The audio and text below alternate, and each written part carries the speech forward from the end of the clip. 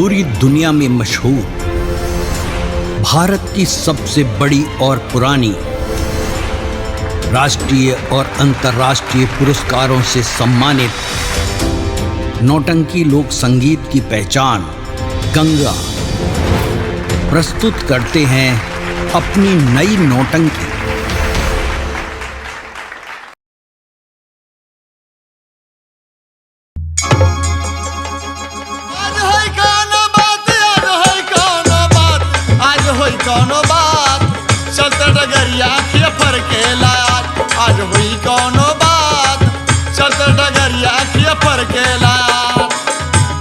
दहिने सियार भागल जाता, बाएं से दहिने सियार भागल जाता, अशज कपड़ा देखिले धोबी घाट, अरे होई कौनो बात, चलते डगरिया खिया पर के लाया, आज होई कौनो बात, चलते डगरिया खिया पर के लाया। बाबा के बाहो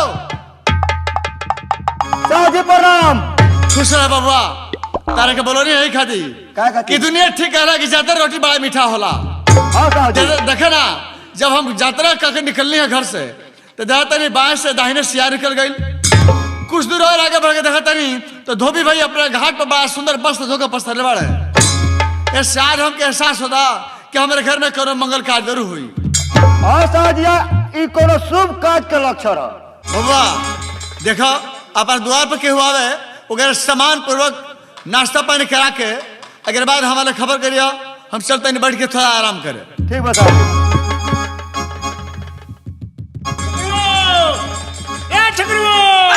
आदमी मुझे तक भिला गल मनी कहीं हैं जानते कम लोग तो हमारे साथ रहो कुआ कुआ सकती ने भूला जाता रे। हां चारों ओर घूमे होता नहीं आके तीर मोहनिया पे भिला जाता नहीं। हैं जगह पे पहुंच गई बनी सन। दरबार तो बड़ा बढ़िया बे पंडित जी, चकाचक दरबार लौकता एकदम चकाचक दरबार बा, पार्टी बोरियार बा। बहु ठकरू का हो ए दरबार तक कोनो खबर करे दे के सुनता कि ना बात। ए बाबू ये कहू बा कोला तले पंडित जी। खुश रही सरकार, खुश रहो के होई ए जे काम द्वारपाल होई। बड़ी हड़ा द्वारपाल बड़े रे पंडित जी। बाबू जब जाके द्वारपाल एथन त जाके साहब जी कैसन साहब जी बानी। हां बानी जाके कह दिए करी पंडित जी बन ना हो। जा बाबू साहब जी को बुला लियो, जा बुला के लाओ, बुला लियो। साहब जी। हां बाबा अपना बंगला पे गया पंडित जी महाराज आइल बनी। अरे अपने बंगला पर पंडित जी आइल बनी। हां अरे बुड़बक बड़ा आज सुंदर काम बा कि पंडित जी चरण अपना द्वार पर आइल बा। हम तो से तभी कहे कि केहू द्वार पर वगैरह आदर से बैठिया, नाश्ता पानी करा के हमारा खबर करियो। जब यहाँ कहाँ से आइल बनी, ए बार मुंह नहीं धोले, भूखे प्यासे आइल बनी, बोला नाश्ता पानी करा पहले ओकर बाद से कौन बात बतियावा। ए जी का जी अभी ना मुंह नहीं की धोले, रोवा लौकत नहीं खे। एगो काम करी का हो अदया चल दे ना एक और कॉल बाबा, ठीक बा। हां हां आ मुंह धो के आई जल्दी। हां ए महाराज किनान भोजन करी का है भोजन ना करू वहाँ के। महाराज भूखल बा भूखल। अच्छा अच्छा जानते का भूखल बा का भूखल बड़े काल एकरा बाबूजी के छठियार हो। हां जी सही बात बा। भूखल बा उहा भूखल बानी, आज यहाँ का बाबूजी का बर्थडे रहल। बोला बोला कर दे पंडित जी। हाँ सरकार। कहला आसन पर कहाँ से आइल बा। सरकार हमनी के चल रहे स्वरूपगढ़ से। आहा पंडित जी शुरू साहब के दरबार से। शुरू साहब के दरबार से वहाँ के तो हमारे पुराने रिश्तेदार है पंडित जी। अपन नाम का बोली हमारे बिमल साहब नाम। जो हम जगह पागल बन जाओ, जगह पागल बनी सोन जगह पागल बन जा। राउर नाम हमारा नाम बिमल साहब।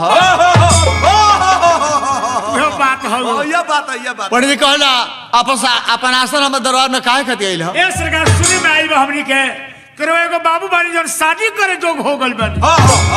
सरकार बड़ी आशा से आई बनी सन के रिश्ता जोम जाई। पंडित का विचार बा पंडित देखी हमारे एक जना बाबू ना 7 जना बाबू रहल ना तो एक आदमी काम बता जना कोन ते मोट ना बोल रे कहां ना बोली।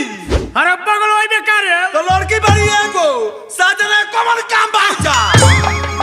अरे कहां से कहां करे के लिए कहू ये भगवान के रे बोला के चली हमरा के तुम हमें पंडित जी बराबर चली। हां पंडित। हां ये बताए रो दोनों आदमी मालिक के बा। माली हाँ हम तो शादी ब्याह के मैटर में क्या दी बात करला काहे दोनों आदमी बोले नहीं सरकार बोल चुप ते बुलबक बाड़ी हाँ ना बोले होशियार बनी बतियाई है बतिया दे चुप रहो। पंडित जी हाँ देखिए हमारे एक जना बाबू ने 7 जन लड़का ना तो रहले। एक आदमी काम होबा अरे साजन में कोनो काम नहीं खे पंडित हाँ पंडित सुन रो कहाँ जोड़ता नहीं शादी ब्याह के कोनो बात नहीं रोग अपना घर जाए तो खिसे अरे अरे मत खिसे अरे और द्वार पर मत खिसे साफा बेइता हित बानी जी हमरे एक जना बेटा ना हमारे 7 जना बेटा रहले लेकिन बड़ा अफसोस के बात बा कि 6 जना बाबू लोग हम शादी करी 6 जना बाबू लोग के जगह हम शादी करी उनका कोहबर घर में उनका लोग देहांत हो गई काला नाक डॉक्टर दिया लोग 7 बेटा हमारे एक जना बाड़े जगह नाम चंदन बा हम शादी करे चाहत नहीं कहे कि यह गति उन्होंने साथ हो रहा है हम दुनिया में क्या सहारे दिए पंडित जी का रे ए पंडित जी का हो अरे बड़ा कुजा घायल बन जा हो दादा तो उरे मत बोली ना ते पिटाई हम पिटाए साजे घरवा भूत और नानू हो अरे हाला मत कौन तो क्यों तो कहो तनी 7 जना में एक जना बचल बड़े पंडित जी वहाँ क्या कहता नहीं बा निमन बात कहता का कहता नहीं कहता कि 7 जना में एक जना बाबू बच्चा बा सब धनवा के मालिक उहन हुई है हाँ पंडित ये तो बात सही बात बा अरे पंडित ताऊ हो हदे एक मुड़ी चिवरा पर एगो धोती पर केहू के बेटी के लिए कोई ठान ले जाई का बियाह ना होई काहे ना होई बियाह होई बर्तन क्या हाँ पंडित जब वहाँ कहता नहीं ब्याह ना हुई तो हम लोग घर नहीं तो जब करें कि चले हमारा लड़का शादी करने वाला बड़ा ए सगा ना जाए ब्याह से ना हो। अरे जाए ना हो। खिसे बाबू जाई लो समझा के रो भगाओ फिर लागल बनी जी तो वही को तेरा ब्याह ना हुई ई कोनो नाजायज बात नहीं कह का कहता रहे अरे जो भी बात कहते तो ठीक है कहते टे अच्छा। वो ब्याह करी कहीं यही बाबू सरा और धन वंश मोहे के लिखल होके कहल बा कि तुलसी संपत के कार दे गए समुद्र पार मासा घटे ना तीर बढ़े जो विधि लिखे लीलार हिम्मत ठान के ई शादी करी बाबू को कुछ ना होई पंडित जी बड़ा अच्छा ज्ञान रहा दे नहीं चलिए रवा क्या हम पालन करते नहीं बबुआ को बोलाई बाबा चंदन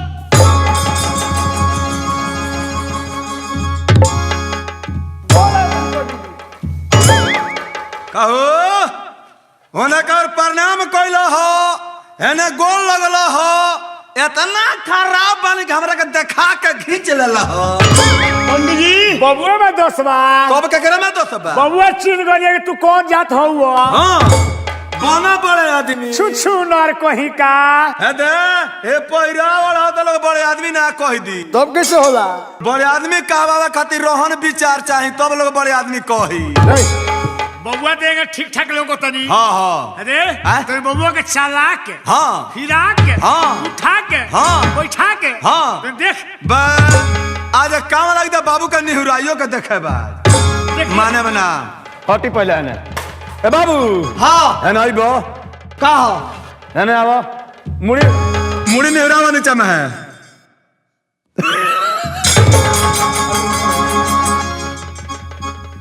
पंडित जी का रे है नहीं पंडित जी चली जाता रहा खराब बा का हो रे बियाह ना हुई का है लड़का ठीक कर बा रे का हो रे अपने पगड़ाई में हमरा पगड़ाई में रे का हो रे ते लड़का देखाई बा इसके भैंस पा के नहीं आई बड़ी देखे बोला के बाबू कह दे आधवा साफ बा आये पंडित जी कोई सर आदमी के बोला के ले देखऊ है ना त मुड़िए देखो तारे ए बाबू जा दो जे देखे वाला कुछ देखेला जितना मन मोहला कहेला ओकरा के बैठा पार्टी सुनेला रे और कुछ देखबा जल्दी देख हटी अब ना हो हाँ उठावा ऊपर में है अरे भादो में फूला नानू पंडित जी आय हम बेग हई जे भादो में हमार रोटियां फूलेला रे वो बेग हमारे आदमी हम तो तोरा का बुझाता है हम कहें कि बेग में ढका मैंने फूला हई रे और जन देख जल्दी देख बाबू हां काना हो चंदन लंदन पंडित जी इनके समझाइए पहले का हम कहानी का सुन रहे हैं ए आदमियों के लगल ना धरे लंदन चंदन अच्छा चंदन हां बाबू हां पढ़ला बानी हां कहाँ ले बैटिक ले माटी ले पंडित जी हाँ पहले उनका सब समझा दीजिए मोटी केतना के कहल जाला। पंडित जी ए बाबू मट्टी के रखा जाना माटी कौन कहते कहल जाला जाए बोतल का हो मैट्रिक देखा करे का कहल जाला ना मैट्रिक तीसरा के कहल जाला। जैसन उधो वैसन भाना उनका नाक ना उनका कान। तीसरा कहल जाला कि दूसरा कहल जाला माटी। फेल भाई कर नहीं के बुझा अरे दोनों आदमी चिन्हवा दियो लो। का हो बताओ अरे मैट्रिक ना तीसरा कहल जाला ना दूसरा कहल जाला। हाँ मैट्रिक कहल जाला पहिला के। हाँ तो बड़ा तेज भाई। हमरे से होशियार बा। ए बाबू और पूछो तो पूछ वाह भाई बानी लोगी देखा हमनी के 7 भाई में 6 भाई के शादी भइल कोहबरे में काला नाग डस लेलस ओ लोग के देहांत हो गइल 7 में एगो हम बानी। तार बाबजी को जना बालो बाबूजी सुनतानी का कहत रे कहत रे कि तहार बाबूजी को जना बालो के कहला हई चित कबरू हो ए तू कहला बाबू तार बाबू कहला बड़ा ए साजे बड़ी ए आ रोकी हां बड़ी रोकी तो बोला ढंग बा के हम द्वार पर के बोला जरा बड़ा बेइज्जत हित बानी जी सॉरी का खिस्से में का बात बाटे पंडित का बोला ढंग बा का भइल बा आंके द्वार पर के बोला जरा का कहत रे आ के द्वार पर के बोला जाए वो इनके जाने चाहिए का भइल ओ तारे बाबू राउर बाबरी को जना बाड़े भाई बात एगो बताई एगो लेके को जना बाप बोले ए बाबू धैले रहलू ए महाराज ई करे से बाबू राउर बाबूजी को भाई बानी लो हम मनावे बानी आई बियावा काटे में बा अधिका कोही का पंडित जी हमारे बाबू पसंद बाड़े अब वो पसंद बनी तब का आदेश बा सखी सहेली को बोलाई हजमिनिया को बोलाई तिलक बरसा ये छोड़िए जाओ अच्छा आ ठकुराइन ठकुरानी आ रे अक्का मार रे बाप हो बाप ओ मार कौन नतिया डाले जनिया रे ई त डाड़ा छटका डालत रे माने कौन दुआरिया में खराब होई रहल ह